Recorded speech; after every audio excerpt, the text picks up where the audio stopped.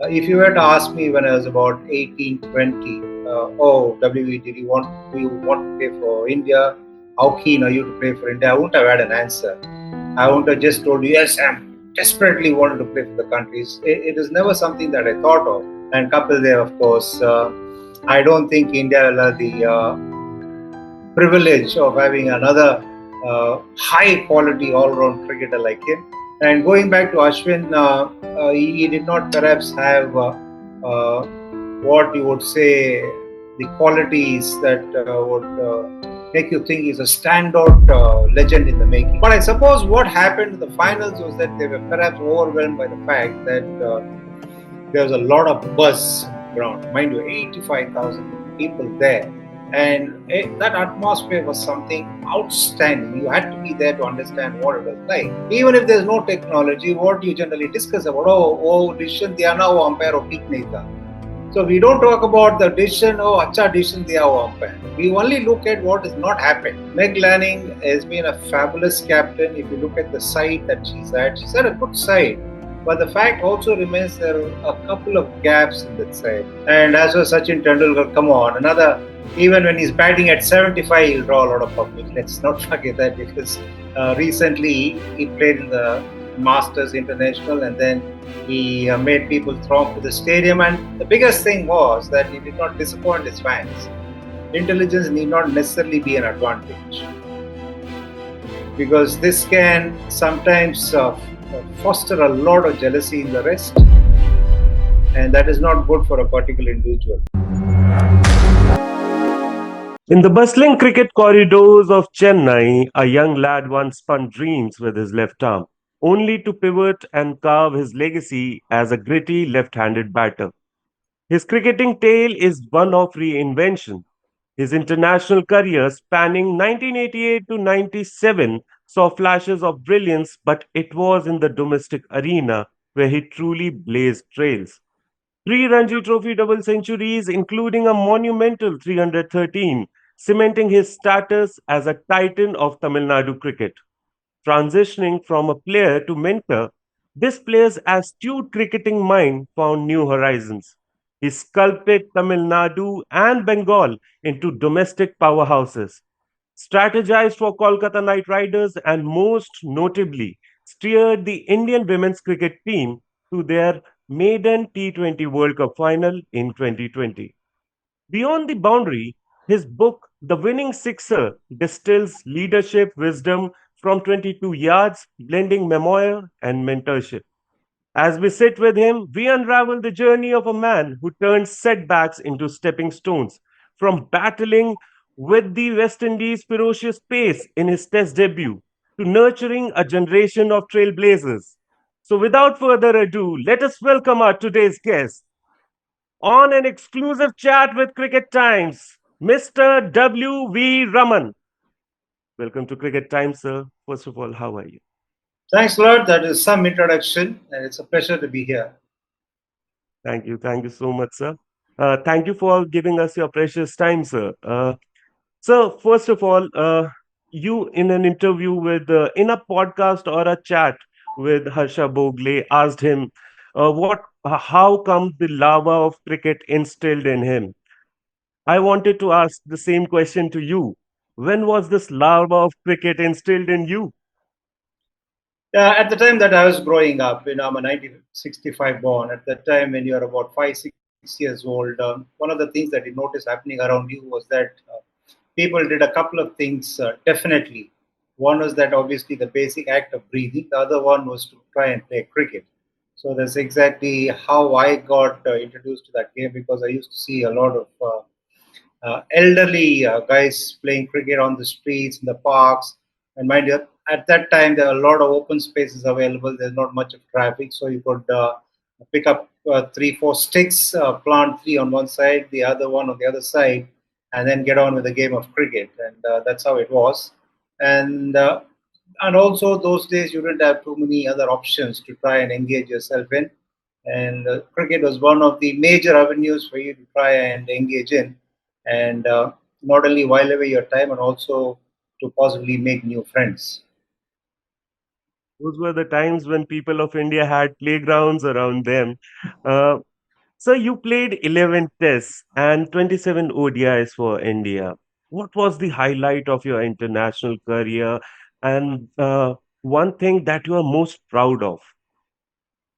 The basic thing is that I needed to move my goalposts. I needed to adapt quickly to the various indifferent cards that life dealt me, and that's something that I feel generally proud of because if you cast a look at my career, when I started off as a bowler, after which I was asked to become a top order batter at the international level. Then I had to immediately change the goalpost, try and adapt to that quickly, catch up on a lot of lost time, in fact, as it were.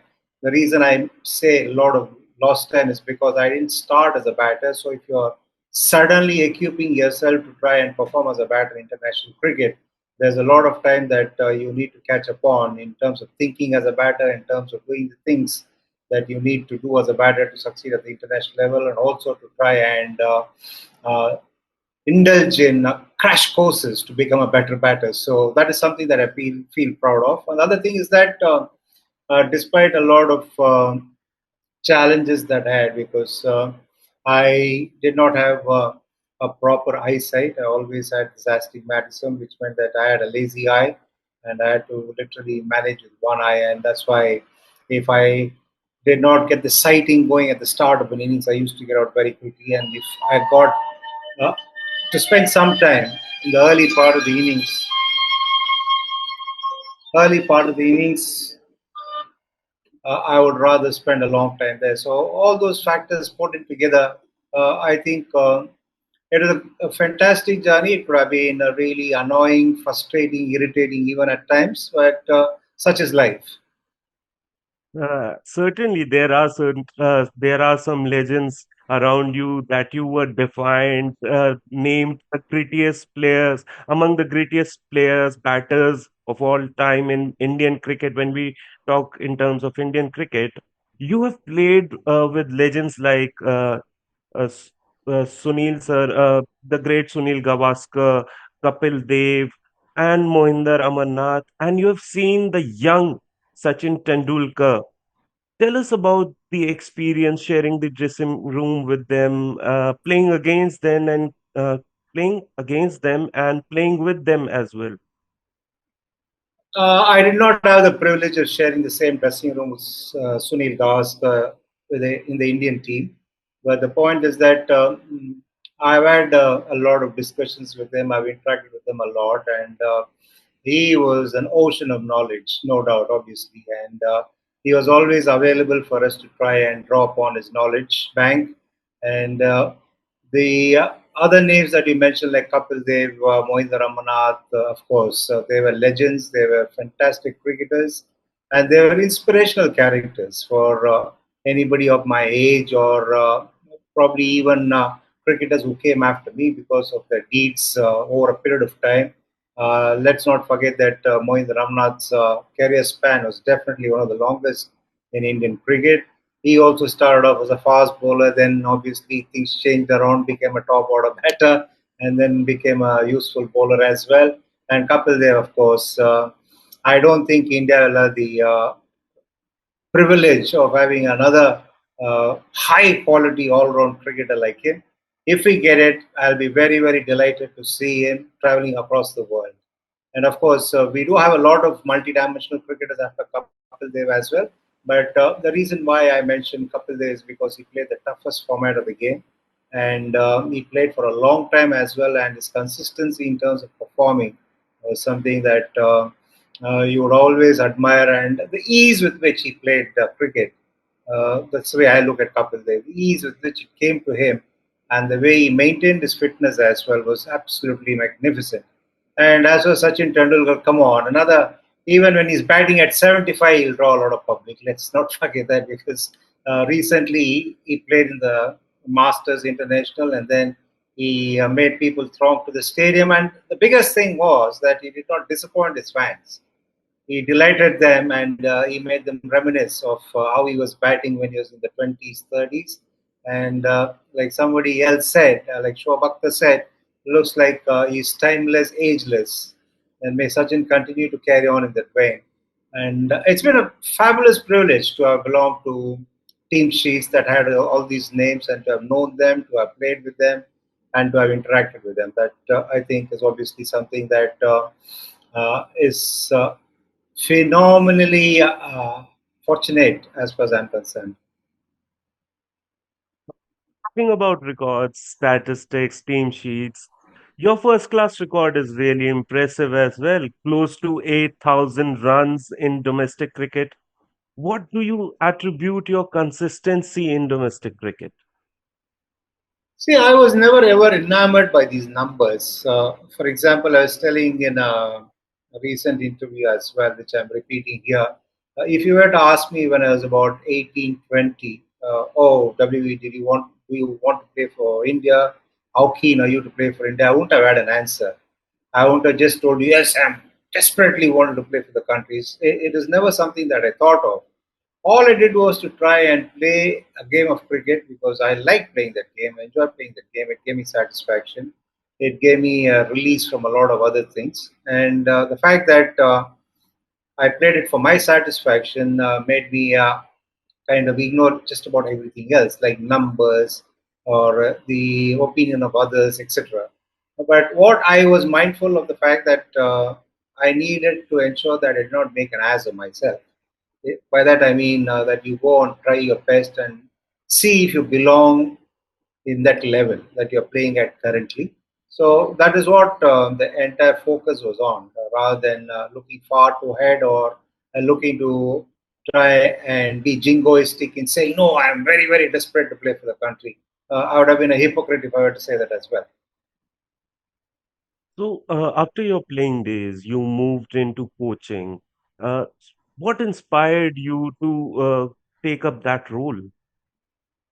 Like anybody else, I did quite a lot of things immediately after retiring from active cricket. I wrote a lot of columns for various leading dailies and other platforms. Then I commentated quite a lot.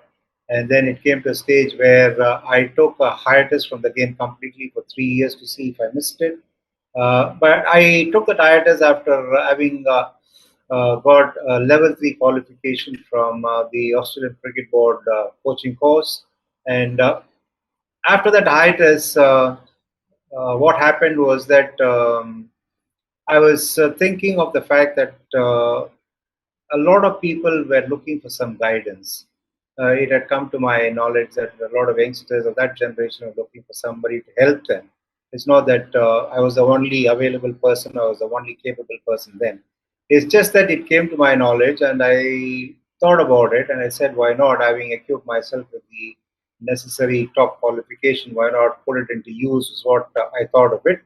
And what also perhaps stayed deep inside me was the fact that a lot of talent had really not done well enough or justified in terms of number due to lack of guidance during their playing days, during my playing days as well.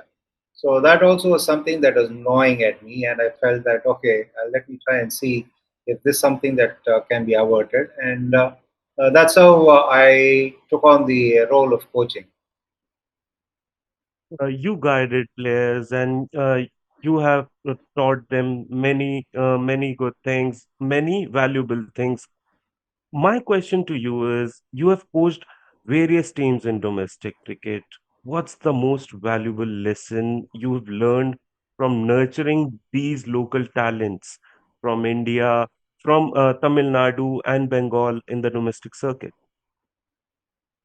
See, I always maintain that coaches generally happen to be a part of somebody else's journey, and they have a huge responsibility.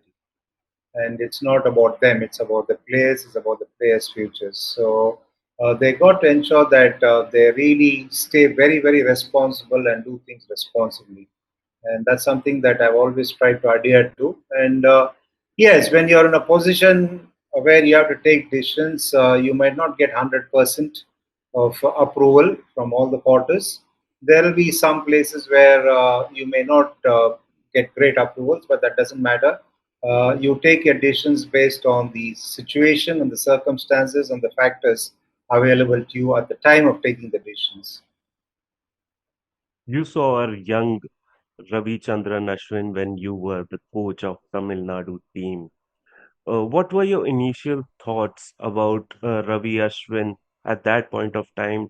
Did he give any impression that he'll be the modern day great spinner like he is now today? He did not give me that impression. Definitely not that. It's impossible for anybody to think when you see somebody. Yes, when you see a batter, perhaps you can, or when you see uh, uh, a wicket keeper, maybe you can say. The reason why I say you cannot say that of a bowler is because there are a lot of factors that are coming into play when you talk about a bowler. And going back to Ashwin, he did not perhaps have what you would say the qualities that would make you think he's a standout legend in the making.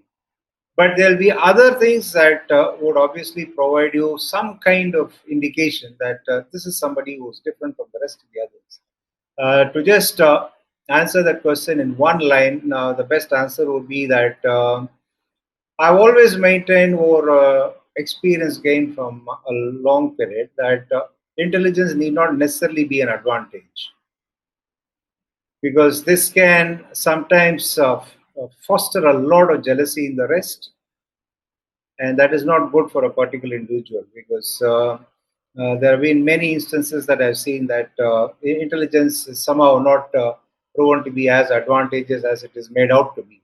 So when I saw Ravichandran Ashwin, I felt that here is one boy who plays good cricket. He's also very intelligent, so he needs to be uh, handled in a certain manner. He needs to be encouraged without letting the others know he's being encouraged because of his intelligence.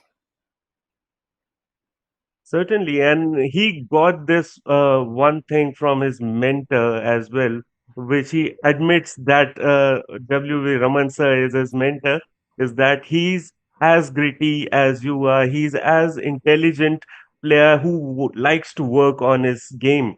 So my next question to you is, during your tenure, Indian women's cricket team reached the T20 World Cup final in 2020. Though we did not win it, it was a Women's Day. It was Harmanpreet Kaur birthday, but a watershed moment in the women's cricket, Indian women's cricket. My So, question is, yeah. what do you think of that achievement meant in the Indian women's cricket perception at that point of time? We were going into the finals, but we were failing to win it. But this was the time where we were really close to winning it because we were playing great cricket all along this tournament. See, to put things in the proper perspective, I took charge of the team in the early part of 2019. Now, the first T20 series that we played at home against England, we lost horribly. We needed to get six of an over, we didn't get. We needed to get 10 with four wickets in hand, we failed. And I think we lost that series really horribly. And we had a situation where the girls felt that they were not good enough in the T20 format.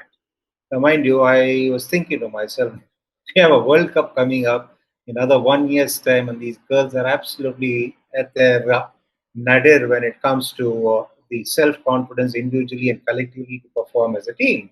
So then I sat them down. I told them we need to try and ensure that we work on a few aspects in a holistic manner, not only just upgrading your skills, but also your fitness, your fielding, etc. So what we did was to try and have a camp once in 3 months, the physical conditioning camp, and then simultaneously the batters would work on the bowling machines at the NCA, the specific drills, and then once that physical conditioning camp was over, we would have a week in which we'll make the batters play 4 over innings against the boys, under 19 boys, only fast bowlers, to just try and get rid of any apprehensions they might have had to hit the fast bowlers. So gradually they got over it, and to their credit, it's not mine. I can only tell them. I can only provide them the atmosphere. I can provide them the feel of an open ground and what they need to do. But the point is that, to their credit, they did phenomenally well in terms of improving their fitness, in terms of up skilling themselves, in terms of thinking differently. And when we went and played the Tri Series, when I saw them play the Tri Series, I said, "Oh, mind you, this team can go on to win because that's the kind of cricket they played." And we were playing a Tri Series against two of the best sides, England and Australia. Now, those are gun sides then, and they remain good sides even now. But the thing was, the manner in which they played, the way they adapted quickly, the quality of cricket that they played gave me a feeling, oh, come on, these girls can really turn it on. And we started off the campaign as well with a win against Australia, defending 130 odd. And that was a fabulous start. And that's the kind of cricket the girls played. But I suppose what happened in the finals was that they were perhaps overwhelmed by the fact that there was a lot of buzz on the ground. Mind you, 85,000 people there. And that atmosphere was something outstanding. You had to be there to understand what it was like. And Australia being Australia, obviously they had won the World Championships on a few occasions prior to that, and they were playing in front of a crowd that they were wanting to do for so long. So that is something that was right up their alley. But our girls, I thought, were perhaps a bit overwhelmed, and maybe they also were rather too keyed up because it was a final. I think they were perhaps overexcited about it. But nonetheless, I think that was a great campaign and everything to be proud of. Yes, it was a bad day because once in a T20 game, you get off a bad start in the first 20 odd minutes. It's very difficult to make a comeback into the game in that format. Talking about gun sides, talking about World Cup, and not talking about Australia is something what we can't do. Uh, My question is, what do you think of this Australian team? Why are they different from the rest of the world? And I'm asking you this question because you are the person who closely monitored it all when you were with Indian women's cricket team as a coach. So, what's the difference that makes Australia different from the rest of the world? I think the Australian side was fairly unbeatable until 21. After that, India could have toppled them from 22 onwards. With a little bit of extra stretch, I think they could have toppled them. I maintain that even now they can go on to do it. Uh, but the fact remains that Australia has had a head start as compared to the other countries in terms of the investment that was made in their cricket by their board and the kind of infrastructure they had. And also, let's not forget, culturally, it's different there as well. They get to be encouraged to play 4 or 5 different sports when in their schools. Now, whereas if you look at India, I tell you what, for the Indian girls to have done what they've done before it came under the BCCI and also even after it came under the BCCI, it is phenomenal. I'll tell you why. Because they did not have structured cricket like the boys do from the age of 14 or under 14.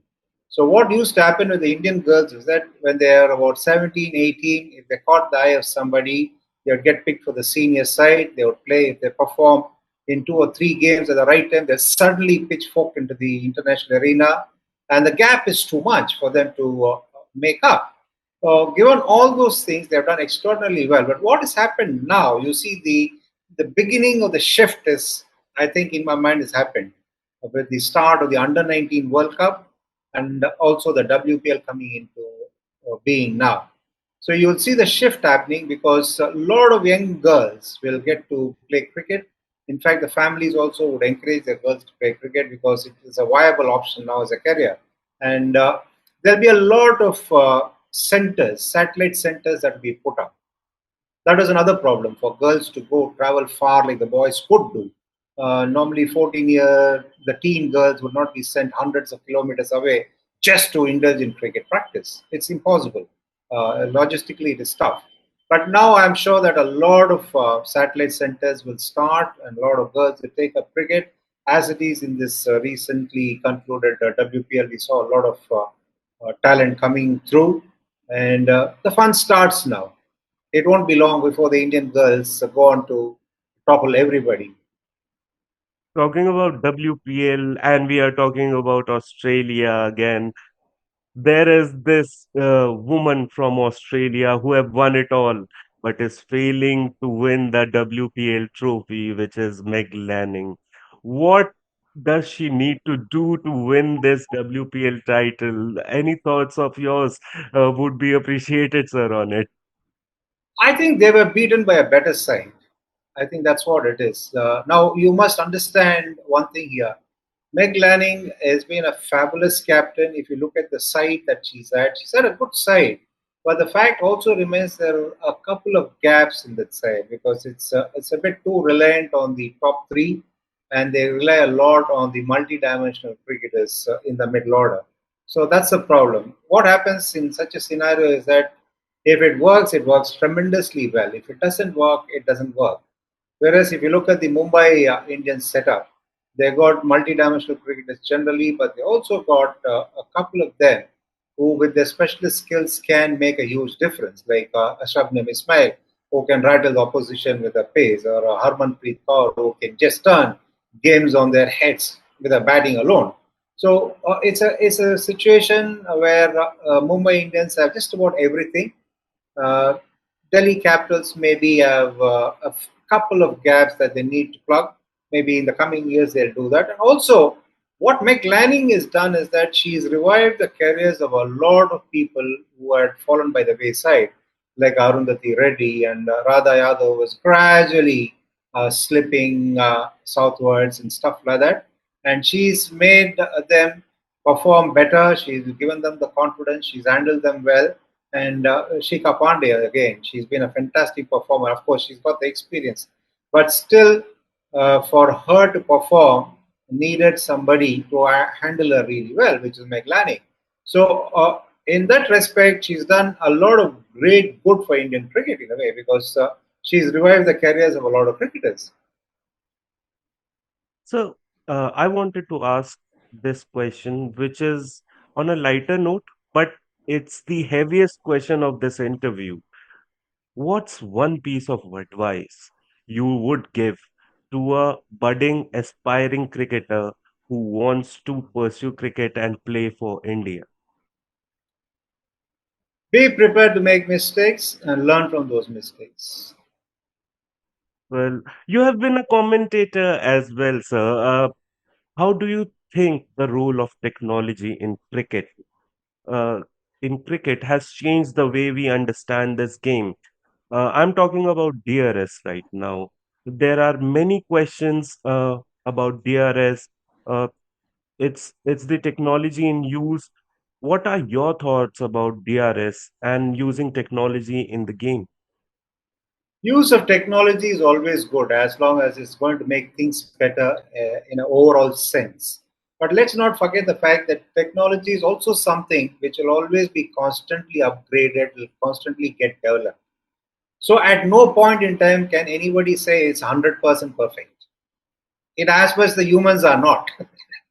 So you will definitely have occasions where there'll be a lot of debates happening because of technology doing certain things right or perceivably doing certain things wrong. You will have those debates, which is good, which is what cricket is all about, which is what sport is all about. Even if there's no technology, what do you generally discuss about? Oh, decision दिया ना वो umpire और ठीक नहीं था.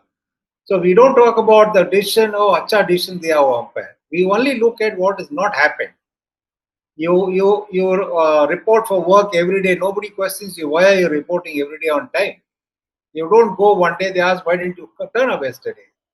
So that's how we are. And despite all this, despite the fact that technology is an additional helpful tool, it's also something that we need to use very judiciously and also appropriately because there should not be a situation in the future where technology completely overlaps the human element, which is the emotion, which is all those razzmatazz that happens. That needs to be preserved at whatever cost. Otherwise, sport is going to be a bit robotic, which I think would lead to the charm evaporating from sport when it becomes robotic. I feel that is why there is an umpire's call during the DRS of an LBW. Another question regarding this improvisation in cricket is the rule of an impact player. Many people oppose this rule, many people are not happy with this rule, and many people like this rule. and they have a reason behind it, saying that everybody is getting at least a chance to perform for the team. So, your what are your thoughts about it? What are your reasons behind liking or disliking this rule? See, suffice to say that any rule that is brought in will have its advantages and disadvantages. Yes, there have been a polarization of views as far as this rule is concerned. But I, for one, would like to see the 11 being given or exchanged after the toss. It will tantamount to the same. Instead of giving an impact player, once you know what the toss result is all about, once the captains decide what they want to do, then the 11 can be exchanged, because then obviously you can make 11 according to how the sequence of events are likely to happen in cricket. For example, if I was planning to play an extra batter, then suddenly I get a view after what happens at the toss. I need another bowler. I can always make that change. If you do that, what happens is that, and this can hold good for all formats, even in Test cricket. Instead of on a turner, instead of adding a batter, you can have a bowler if you're going to bowl fourth. So it'll work reasonably well, I think. I've not really sort of gone deep into it, but I think on the surface, I just thought about it. I think it can be something that is worthy of being tried out, and that is something that I would like to see. And as far as this rule is concerned, you will still have the 11 playing, whereas an impact player, you got more than 11 playing. And what it also does is that sometimes it makes the youngsters lazy, because they can bat and after that they can put their feet out on the bench and sit out. And also, there are many other views that we can go on talking about. But yes, it's been tried out. Obviously, they would have collated a lot of data about the positives and the negatives. And maybe sometime somebody will say, okay, why not we see this option of the captains nominating their 11 after the toss. One question from the cricketers. Who's one cricketer, past or present, you wished to play alongside or coached? Play alongside, definitely with Richards. And you would love to coach with Richards as well, or you have a different cricketer in that tally? Coaching, just for the sheer kind of exchanges that we could perhaps have, it will be Virender Sehwag, because he's a really interesting man, very upfront, very forthright in his views, and it'll be fantastic conversations. I'm sure that's one of the reasons I would allow to spend some time with him. You have a liking of two flamboyant personalities, and flamboyant in two different ways as well. Vivian Richards and Virendra Sehwag. That's a choice to ponder upon. Uh, what's the best piece of sledging you ever had? Since you debuted in front of the West Indies team, you must have faced sledging. They never sledge. The West Indies never indulge in sledging at all. It is perhaps sledging generally comes with getting to know somebody from the opposition better. If you make friends with them, it generally comes. But the West Indies team generally, over the years or across generations, have never indulged in sledging. So, was there anyone who sledged you, who you shared a banter with? Yeah, we've had some banters, me and Brian McMillan, and me and Alan Donald and stuff like that. But that's just something which is not really to annoy each other. It's just to try and see if that'll work at times. Um, if you weren't involved in cricket, what career path would WV Raman sir would have taken? Oh, difficult to pinpoint and say it could have been anything. Maybe I would have chosen a career in law. Career in law. Nice. So, last question before we move on to the fun segment of this interview, which will be a rapid fire round. where I'll be asking you questions and you have to answer it quickly uh, as per your time. Uh, what's one myth about cricket or cricketers that you love to burst in front of the fans for the fans? The myth that they're not fan friendly. Every cricketer is fan friendly, or they are humans. They need space. Yes, yes, that is there, but otherwise, this is a myth. Generally, there's a notion that's floating around. Okay, sir. So moving on to the fun segment of this interview, which will be a rapid fire round. I'll be asking you questions and you'll answer it. Uh, so first question of the rapid fire round. Most challenging bowler you faced in your career. Malcolm Marshall, One word to describe your coaching style. hmm, empowering. Empowering. Funniest teammate from your playing days. Bharat Arun. Bharat Arun. Your three all-time favorite cricketers. Oh, this is a tough one. Webb Richards, Kapil Dev, then VVS Lakshman, VVS Lakshman. Best captain you played under. Ravi Shastri. Ravi Shastri. One suggestion to Meg Lanning to win WPL. Tweak a couple of things in your setup, you will win it.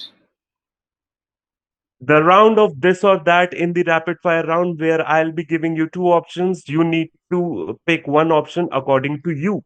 Commentary box or dugout.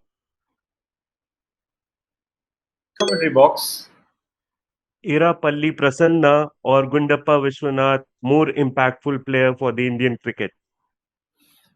Gundappa Vishwanath. Old school cricket whites or flashy T20 kits. Both in a good mix. Stuck in an elevator with a fan or a rival coach.